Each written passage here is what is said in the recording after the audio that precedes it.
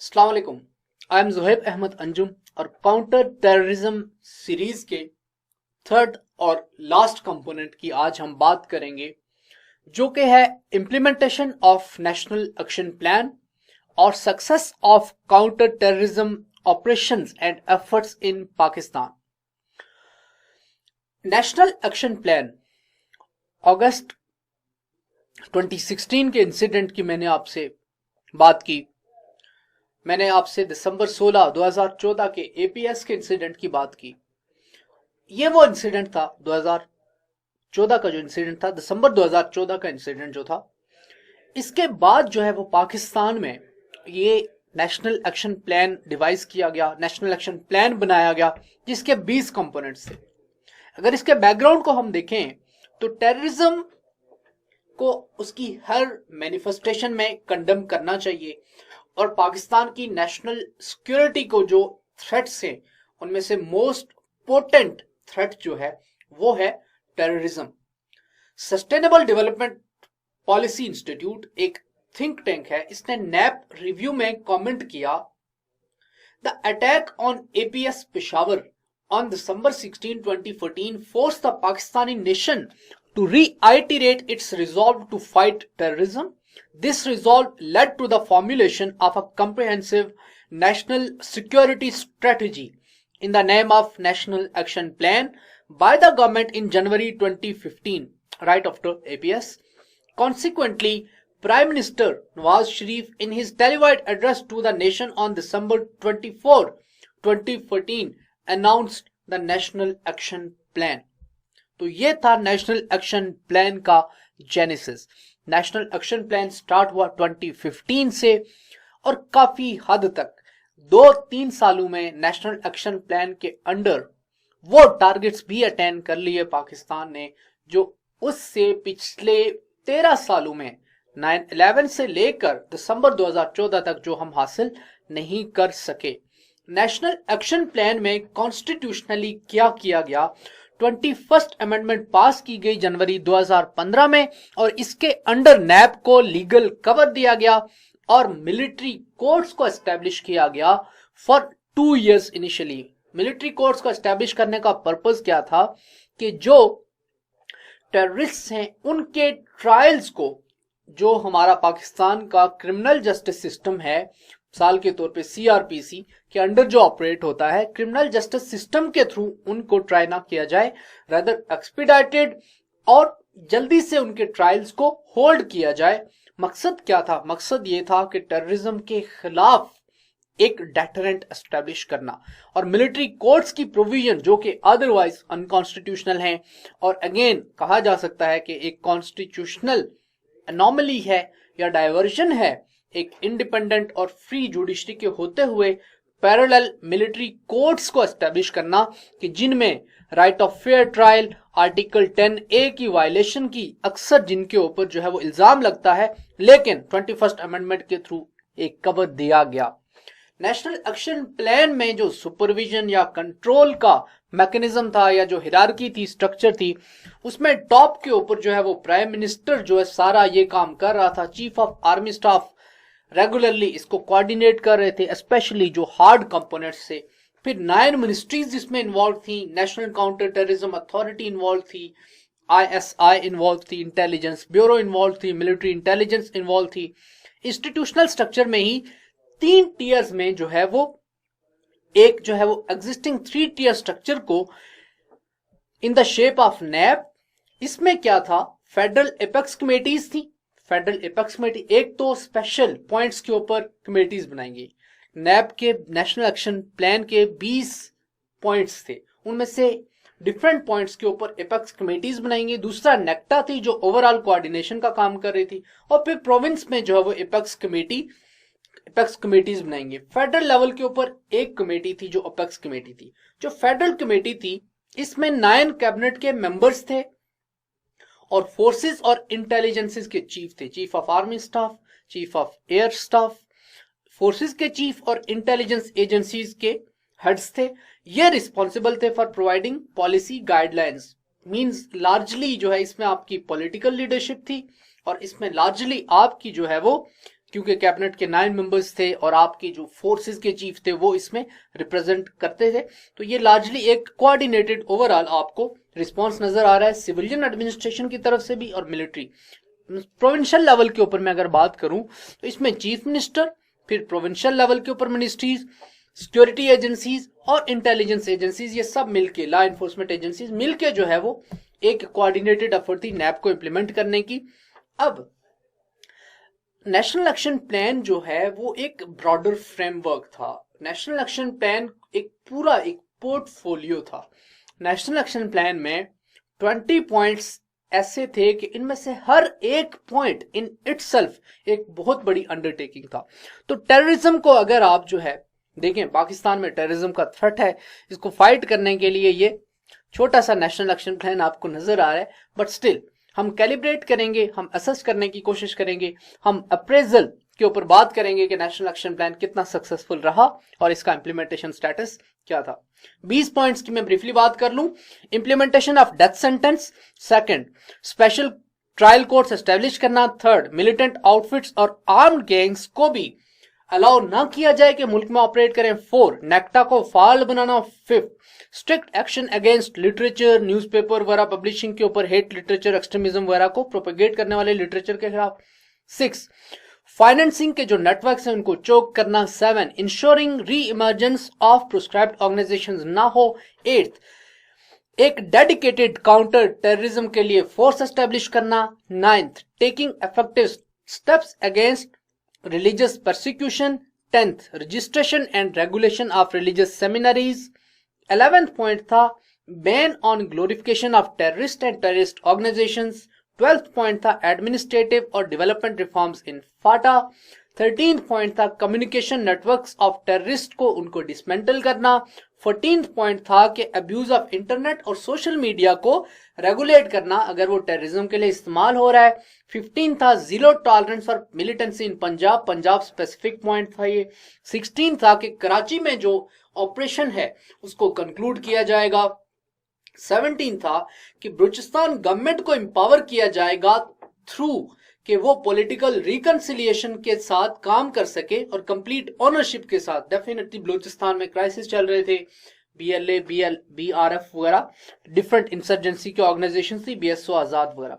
18th point था कि sectarian terrorist के साथ फैमिली डील किया जाएगा। स्टेट जो है इस बार कैपिचुलेट नहीं करेगी, सरेंडर नहीं करेगी। 19th था कि कॉम्प्रिहेंसिव पॉलिसी बनाई जाएगी अफगान रेफ्यूजीज से मुतल्लिक और उनकी रजिस्ट्रेशन स्टार्ट की जाएगी। और लास्ट पॉइंट था कि क्रिमिनल जस्टिस सिस्टम को रिफॉर्म किया जाएगा, जिसमें पुलिस रिफॉर्म्स भी पार्ट थी और अगेन जो मिलिट्री कोर्ट्स की एस्टैब्लिशमेंट थी वो भी इसी सिलसिले का एक हिस्सा था। अब नेशनल एक्शन प्लान को कई दफा क्रिटिसाइज भी किया गया और इसको इन एक्शन प्लान भी कहा गया। बुनियादी तौर पे इसको इन एक्शन प्लान कहने की रीजन जो थी वो ये थी कि जो राइट कॉर्ड्स है स्टेट ऑफ पाकिस्तान उसको हिट नहीं कर रही। जो इल्जाम लगाया गया वो ये था कि मुख्तलिफ जो ग्रुप्स हैं, जो प्रोस्क्राइब्ड ऑर्गेनाइजेशंस हैं या मिलिटेंट ऑर्गेनाइजेशंस हैं, स्टेट उनके साथ जो है बाज ग्रुप्स को तो प्रोटेक्ट कर रही है या बाज ग्रुप्स को गार्ड कर रही है और बाज ग्रुप्स के खिलाफ जो है वो ऑपरेशन किया जा रहा है। मतलब ये था कि अगर एक्शन लिया जा रहा है तो एक्शन जो है वो सिलेक्टिव है और कुछ ऐसे एलिमेंट्स हैं जो कि सेक्रेड समझे जा रहे हैं, कुछ होली काउज ऑफ टेररिज्म है। अगेन इसमें गुड और बैड तालिबान की डिफ्रेंसिएशन, कोयटा शूरा का पाकिस्तान में बेस्ड होना या हक्कानी नेटवर्क्स के साथ कोलूजन का जो United states of America Pakistan के ऊपर इल्जाम लगाता रहा, इस तरह के इल्जामात का भी इसमें रोल था। तो इसको जो है वो नेशनल इन एक्शन प्लान भी कहा गया। नेशनल एक्शन प्लान का जो इम्प्लीमेंटेशन का स्टेटस है ब्रीफली मैं उसके ऊपर बात करूंगा। अपेक्स कमेटीज की कई मीटिंग्स हुई, 10,000 सिक्योरिटी पर्सनल को सारे प्रोविंसेस में सारे प्रोविंसेस में डिप्लॉय किया गया सिविलियन आर्म फोर्सेस की हेल्प के लिए। कराची ऑपरेशन को जो है वो कैरी आउट किया गया, जिसकी वजह से किलिंग, क्राइम रेट, टेररिज्म के इंसिडेंट्स कम हुए, रॉबरीज के इंसिडेंट्स कम हुए, एक्सटॉर्शन के इंसिडेंट्स कम हुए, रैंसम के इंसिडेंट्स कम हुए। 70,000 से ज्यादा लोगों को अरेस्ट किया गया, 70,000 प्लस सिंस 2015। अमंग देम 890 वर टेररिस्ट और 10,000 जो है वो थे एब्सकॉन्डर्स। 16,000 वेपन्स जो है वो रिकवर किए गए। 6 ईयर मोराटोरियम जो था, जो डेथ पेनल्टी के ऊपर पाबंदी पाकिस्तान ने लगाई हुई थी, स्पेशली जो यूरोपीय यूनियन का जीएसपी प्लस स्टेटस जब पाकिस्तान को मिला तो उसके बाद पाकिस्तान ने डेथ पेनल्टी के ऊपर पाबंदी लगा दी थी, क्योंकि ये जीएसपी प्लस स्टेटस की एक कंडीशन थी। लेकिन नेशनल एक्शन प्लान के बाद, एपीएस मैसेकर के बाद, एपीएस इंसिडेंट के बाद पाकिस्तान ने वो जो पाबंदी थी वो पाबंदी रिमूव कर दी। 2016 के मार्च तक 11 speedy trial courts of terrorism related cases जो है वो एस्टेब्लिश की गई, यानी 11 speedy trial courts of terrorism establish की गई और 190 केसेस जो है वो इन तो 11 कोर्ट्स में 190 केसेस, 400 से ज्यादा जो लोग थे उनको एग्जीक्यूट किया गया under anti terrorism act of PPC, protection of anti terrorism act जो था उसके तहत जो वो 400 से ऊपर लोगों को एग्जीक्यूट किया गया। The progress towards the establishment of a counter terrorism force, counter terrorism force भी एस्टेब्लिश की गई और 10,700 पर्सनल जो है उन्होंने इस फोर्स को ज्वाइन किया। Standard form for the registration and regulation of दीनी मदरसास उसको तैयार किया गया नेक्टा की इनपुट के साथ और इत्तेहादे तंजीमुल मदारिस पाकिस्तान की इनपुट के साथ प्रोविंशियल गवर्नमेंट और इंटेलिजेंस एजेंसीज को मिला के एक जो है वो मदरसा के स्टूडेंट्स के रजिस्ट्रेशन के लिए एक फॉर्म बनाया गया। इसके थ्रू सारे पाकिस्तान में अक्रॉस द 4 प्रोविंसेस डिफरेंट मदरसाज में स्टूडेंट्स की रजिस्ट्रेशन की गई। जियो मैपिंग की एक्सरसाइज की गई, स्पेशली मदरसाज के लिए जियो मैपिंग, जियो टैगिंग की, पंजाब में और इस्लामाबाद में, लेकिन सिंध में ये अभी तक कंप्लीट नहीं हुई, केपी के पार्ट्स में कंप्लीट नहीं हुई। बलूचिस्तान में इसकी इंप्लीमेंटेशन का स्टेटस सबसे लैकलस्टर है, 60% आप देख सकते हैं, सिंध में 80%, केपी में 75%। 182 सस्पेक्टेड मदरसाज जो थे उनको क्लोज किया गया। 190 फॉरेन फंडेड मदरसाज जो फाउंड किए गए उनको भी क्लोज किया गया। Ministry of federal education and professional training ने 2 कमेटीज बनाई, फेडरल बोर्ड के अंडर और हायर एजुकेशन कमीशन के अंडर। इनका मकसद था कि सर्टिफाई करें और करिकुलम मॉडिफिकेशन करें, जो मदरसाज का करिकुलम है उसको रिव्यू करें, सर्टिफाई करें, वेरीफाई करें कि क्या सही है, अगर सही नहीं है तो मॉडिफाई करें। मेजर अचीवमेंट्स जो हैं वो अगर बात की जाए तो काउंटर टेररिज्म फाइनेंसिंग यूनिट्स जो है वो बनाई गई in all counter terrorism departments at provincial level. जब मैं अपने नेक्टा के लेक्चर में बात कर रहा था कि काउंटर टेररिज्म डिपार्टमेंट्स को हमें ये फाइनेंशियल डाटा तक एक्सेस देने की जरूरत है, तो ये जो काउंटर टेररिज्म फाइनेंसिंग के यूनिट्स एस्टेब्लिश किए गए हैं इनको ऑपरेशनल करने की जरूरत है। अब अभी जो करंट स्टेटस है 2019 में, यही जो यूनिट्स हैं वो बहुत एक्टिवली जो है वो ऑपरेट कर रहे हैं और ये वन ऑफ द कंडीशनैलिटीज भी चुके थी कि पाकिस्तान जो काउंटरिंग फाइनेंसिंग टेररिज्म है उसके उस सिलसिले में एक्शंस ले, तो पाकिस्तान ने एक नेशनल एक्शन प्लान बनाया, एक एक्शन प्लान बनाया जो कि फाटफ की कंडीशंस को, जो फाटफ ने पाकिस्तान को हाईलाइट की थी डेफिशिएंसीज, उन डेफिशिएंसीज को रिमूव करने के लिए पाकिस्तान ने एक एक्शन प्लान बनाया जिसके ऊपर अभी रिव्यूज वगैरह चल रहे हैं, उसको हम कवर करेंगे अपने फाटफ के ऊपर लेक्चर में। तो linkage with international think tanks और इंटेलिजेंशिया के साथ for FATA plan of action, FATA में जो जिस तरह से मर्जर किया गया, फाटा की ट्रांजिशन की गई 25th amendment act, 25th amendment के थ्रू फाटा को केपी में मर्ज किया गया और साइबर सिक्योरिटी बिल जो है वो पैका 2016 को पास किया गया। मकसद जो था सोशल मीडिया को रेगुलेट करना। तो ये जो है वो मेजर अचीवमेंट्स थी नेशनल एक्शन प्लान की। अब इंटरेस्टिंगली जो नेशनल एक्शन प्लान है, इस सब के बावजूद जो है वो इंसिडेंट्स हम देखते हैं कि होते रहे, जिनमें से स्पेशली जो इशू जिस इशू ने नेशनल लेवल के ऊपर हमारे कॉन्शियंस को एक दफा से फिर स्टिर किया वो कोयटा का इंसिडेंट था। कोयटा के इंसिडेंट्स के बाद जो है वो डिफरेंट गैप्स आइडेंटिफाई किए गए इम्प्लीमेंटेशन में। इसमें मिसाल के तौर पे पहला जो गैप्स हमें नजर आता है वो था कि स्लो प्रोग्रेस है एक्शन लेने में और प्रोस्क्राइब ऑर्गेनाइजेशन न्यू एलियासिस के साथ रीइमर्ज हो रही है, नए नामों के साथ दोबारा से फ्लाई संजद फाउंडेशन है, लश्कर तैयबा है, जैश मोहम्मद है। तो ये ऑर्गेनाइजेशन नाम चेंज करके हर रोज एक नए बैनर के अंडर जो है वो आ जाती हैं सामने। फाटा रिफॉर्म्स अभी तो खैर काफी एडवांस लेवल के ऊपर हैं, बट स्टिल अभी वो ट्रांजिशन का प्रोसेस चल रहा है। अफगान रेफ्यूजीज के मामले में, उनकी रिपाट्रिएशन के मामले में ज्यादा प्रोग्रेस नहीं हो रही और स्टिल पाकिस्तान में मिलियंस ऑफ अफगान रेफ्यूजीज यहां पर ही हैं। अगेन ये प्रोसेस 2 साल पहले काफी एक्सपीडाइट हो चुका था, बट स्टिल फिर अफगान गवर्नमेंट के लैकलस्टर रिस्पांस की वजह से और अफगानिस्तान में तालिबान की इंसर्जेंसी के माउंट होने की वजह से वो रिपाट्रिएशन का जो प्रोसेस था वो रुक गया। और फिर बाकी जो मिडिल ईस्ट में वॉर थिएटर्स, मिसाल के तौर पे यमन में वॉर शुरू हो गई, उसकी वजह से जो यूनाइटेड नेशन का यूएनएचसीआर का रिस्पॉन्स, उसकी अटेंशन जो है वो अफगान रेफ्यूजीज से वहां मिडिल ईस्ट की तरफ शिफ्ट हो गई, जिसकी वजह से ये रिपाट्रिएशन का प्रोसेस रुक गया। इसके अलावा जो है वो फैटफ के ग्रे लिस्टिंग के अंडर पाकिस्तान को टेरर फाइनेंसिंग को चोक करने का ये एक ऐसा फ्रंट था जिसके ऊपर हम लैग कर गए, जिसकी वजह से हमें ग्रे लिस्ट किया गया। Poor performance of FIS financial investigation units, तो ये एफआईए के जो फाइनेंशियल इन्वेस्टिगेशन यूनिट्स हैं या फिर काउंटर टेररिज्म डिपार्टमेंट के ये जो काउंटर टेरर फाइनेंसिंग यूनिट्स हैं, इनकी परफॉर्मेंस को इतनी इफेक्टिव नहीं रही। यही वजह है कि कोई भी अगर टेररिस्ट या मिलिटेंट आउटफिट है तो उसके लिए जो फ्यूल जो चीज प्रोवाइड करती है वो है फाइनेंसेस और रिक्रूट्स। अगर फाइनेंसेस के जो सोर्सेज हैं उनको कर्टेल कर दिया जाए या फाइनेंसेस के सोर्सेज को कट कर दिया जाए तो इस तरह की ऑर्गेनाइजेशन अपनी मौत आप मर जाती हैं। ये वो फ्रंट है कि जिसमें नेशनल एक्शन प्लान जो है इफेक्टिवली कोई रिस्पॉन्स नहीं दे सका, जिसकी वजह से फिर हमें फैटफ की सारी बहस नजर आती है। प्रोविंशियल काउंटर टेररिज्म डिपार्टमेंट के पास डेडिकेटेड यूनिट्स नहीं है।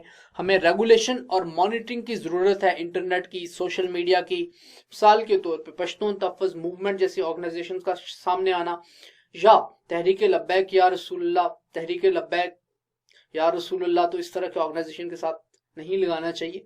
तहरीक लब्बैक जैसे ग्रुप्स, इस तरह के ग्रुप्स के सामने आने के पीछे जो एक मोबिलाइजर फोर्स थी वो था यूज ऑफ सोशल मीडिया। तो सोशल मीडिया के यूज को रेगुलेट करना बहुत ज्यादा इंपॉर्टेंट है, बट सोशल मीडिया का जो उसका जो एक्सटेंट है उसको देखते हुए ये एक बहुत बड़ा क्वेश्चन है कि क्या हमारी स्टेट के पास या इवन एफआईए के पास या एफआईए का जो साइबर क्राइम्स का विंग है उसके पास ये कैपेसिटी है कि वो सोशल मीडिया को रेगुलेट कर सके। इन द करंट कॉन्टेक्स्ट ये कैपेसिटी नहीं है। इसके अलावा जो poorly equipped and under staffed and under resourced national response centre NRCCC, again ये एफआईए के अंडर है और ये अंडर इक्विप्ड है। लार्जर लेवल के ऊपर, नेशनल लेवल के ऊपर जो पाकिस्तान में hundreds of millions of internet users हैं, सोशल मीडिया यूजर्स हैं, उनको रेगुलेट करना इस काउंटर ये जो रिस्पांस सेंटर है साइबर क्राइम्स के ऊपर, इसके बस की बात नहीं है। कैपेसिटी बिल्डिंग की जरूरत है हमें, और क्रिमिनल जस्टिस सिस्टम को, कोर्ट्स को, पुलिस को, प्रोसिक्यूशन के मैकेनिज्म्स को, इन्वेस्टिगेशन के मैकेनिज्म्स को इंप्रूव करने की जरूरत है हमें। जो इसके अलावा गैप्स नजर आते हैं वो नजर आती है कि मिलिट्री कोर्ट्स को एस्टेब्लिश करना किसी भी पार्लियामेंट्री डेमोक्रेसी में सही स्टेप नहीं है। काउंटर टेररिज्म की कैपेबिलिटी पुलिस की बढ़ाने की जरूरत है। रेंजर्स को बार बार बुलाने की बजाय हमें पुलिस को एम्पावर करना चाहिए, उनकी कैपेसिटी को बढ़ाना चाहिए। क्वालिटी ऑफ इन्वेस्टिगेशन को इंप्रूव किया जाए, प्रोसिक्यूशन का लेवल जो है वो इंप्रूव किया जाए, क्रिमिनल जस्टिस सिस्टम को एक्सपीडाइट किया जाए, इंटीग्रेटेड नेशनल टेररिज्म का database like that of 4th schedule उसको एस्टेब्लिश किया जाए, बट उसके ऊपर एक्शन भी रियल टाइम में हो और उसकी रियल टाइम अपडेशन हो। जो एग्जिट कंट्रोल लिस्ट है उसमें और different maintenance of public order है, इस तरह के जो लॉज हैं उनके अंडर कोऑर्डिनेटेड रिस्पॉन्स हो, ताकि इस तरह की जो ऑर्गेनाइजेशंस हैं और आउटफिट्स हैं या इंडिविजुअल्स हैं खुद उनको ये सफोकेशन फील हो और उनकी एक्टिविटीज को चोक किया जा सके। Coordination and re integration of law enforcement agencies through modern surveillance, मिसाल के तौर पे लाहौर में जैसे हमने सेफ सिटी प्रोजेक्ट का सिस्टम इंस्टॉल किया है, तो इस तरह का जो आईटी बेस्ड इंटरवेंशंस के थ्रू जो है इस सिस्टम को इंप्रूव किया जा सकता है। जॉइंट इंटेलिजेंस डायरेक्टरेट जो नेक्टा का है उसको रिवैम्प किया जाए, नेक्टा को फाल बनाया जाए। जो नेशनल इंटरनल सिक्योरिटी पॉलिसी जो नई आई है इसके अंदर नए फ्यूल हमें इंसर्ट करने की जरूरत है। हमें एक यूनिफॉर्म्ड पॉलिसी जो है क्रिएट करने की जरूरत है डिफरेंट फील्ड्स में। मदरसास में रिफॉर्म की जरूरत है, करिकुलम नया लाने की जरूरत है, हमें जो है वो आईटी के सेक्टर में, सोशल मीडिया के सेक्टर में हमें जो है वो इंप्रूवमेंट्स की जरूरत है। तो डिफरेंट सेक्टर्स में जो है वो पाकिस्तान को जो है इंटरवेंशंस करने की जरूरत है, जो कि नैब की इंप्लीमेंटेशन में हमें लैकुनास नजर आते हैं।